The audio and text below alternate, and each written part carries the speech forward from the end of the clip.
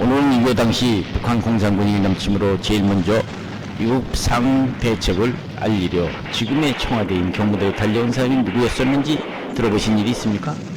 바로 북한 공산군이 남침한 다음 날인 6월 26일 밤 9시 경무대로 찾아보고 들어온 사람은 당시 서울시 시경국장이었던 김태선 총경이었다고 알려져 있습니다. 김태선 총경은 급히 경무대로 와서 이승만 대통령이 긴급히 피하야 한다고 보고를 했다는데요. 기록에 의하면 대통령이 급히 피하야 한다는 당시 김태선 시경국장의 그 이유를 서대문 형무소에 갇혀있는 수천 명의 공산분자들이 탈옥하면 제일 먼저 경무대로 들어닥칠 것이므로 일시 피난을 해서라도 전쟁 기반을 다른 곳에서 지도해야 된다고 보도했다는 것이에요. 그런데 이 말을 들은 이승만 대통령은 신성모 국방부 장관의 전함과 내무부 장관이 아직 구체적인 보고가 없어서 경무대를 떠날 수 없다고 이를 완강히 거부했다는 기록이 있습니다.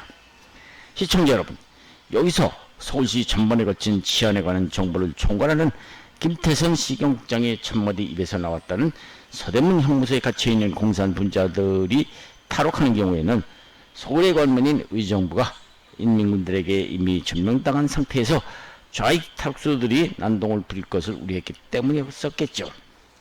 그런데 다행히도 그러한 우려는 발생되지 않았습니다. 그것은 목숨을 걸고 서대문 형무소를 지키고 있던 교도관들이 있었기 때문이었죠. 김태선 시경국장이 보고는 기후로서 이승만 대통령의 피난 고부를 뒷받침해 주었기 때문이었죠. 그렇습니다. 당시 1950년 6월 25일 새벽 4시 공교롭게도 북한 공산군이 첫 교전을 벌인 곳은 38도선 이남 1km 남쪽에 위치한 개성소년 형무소였다고 합니다. 이 형무소 소장이었던 우학중 경무소 소장은 직원 비상 소집을 했으나 순식간에 북한 공산군의 포위를 당하자 조금만 버티면 6km 밖에 국군 12연대가 지원을 올 것으로 생각하고 평소 쓰지도 않았던 총을 총동원해서 공산군들과 항전을 했다죠. 북한 공산군이 항복하라는 방송과 공격을 거듭하는 와중에 그러나 일부의 통신 두절 상태에서 교도관들은 높은 굴뚝에 올라가서 주위를 살펴보고 그제서야 개성 전체가 적의 수중에 들어가고 기다리던 12연대 지원군이 올 수 없다는 것을 알게 되죠.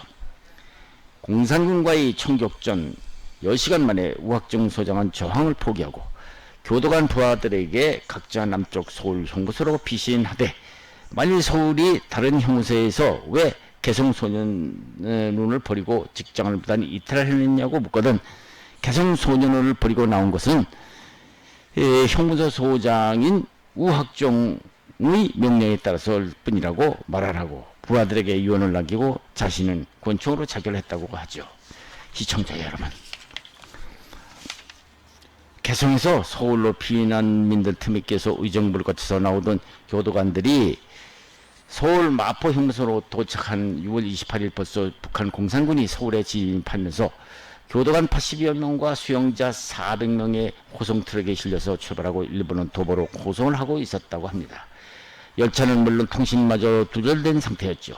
간신히 한강다리에 끊어지기 직전이라 호송 차량은 건널 수는 있었으나 국군 한강 방위선이 무너지자 호송 도중 교도관의 총기를 탈취했던 수용자 7명이 교전 끝에 사상자까지 발생되었으나 영등포 형무소 소속 수원농장에 도착 교도관들은 수용자들을 다시 호송 7월 3일 전주교도소로 다시 마산 형무소로 호송하는 중 만일 이들이 탈출하는 경우에는 관공서 공격이나 이적행위를 할 것을 막기 위해서 목숨을 건 강인군을 거듭했다고 하죠. 시청자 여러분, 혹시 이렇게 여러분들도 잘 모르시는 6.25 전쟁 중 묵묵히 나라를 지키기 위해서 어려운 일을 했던 숨은 우리 교도관들에 대해서 생각해 본 적이 있습니까? 서울 형무소에 수용되어 있던 약 7천여 명의 좌익 사범을 두고 대책도 없이 상부의 지시를 기다리다가 1950년 6월 28일 새벽 북한 공산군이 서울 시내로 진입하면서 중범자들만이라도 호송 차량으로 진주, 마산, 부산, 대구까지 호송하다가 도중에 북한 공산군의 공격으로 희생된 교종 공무원들에 대한 교종 공직자 충원탑을 북한 공산군의 남침으로 나라가 위급한 상황에서도 그 자리를 뜨지 않고 교도소 교정시설 끝까지 지키다가 순직한 교도관 등 167명을 기리는 뜻에서 그동안 알려지지도 않은 교도관들의 희생을 기리기 위해서 세웠다고 합니다.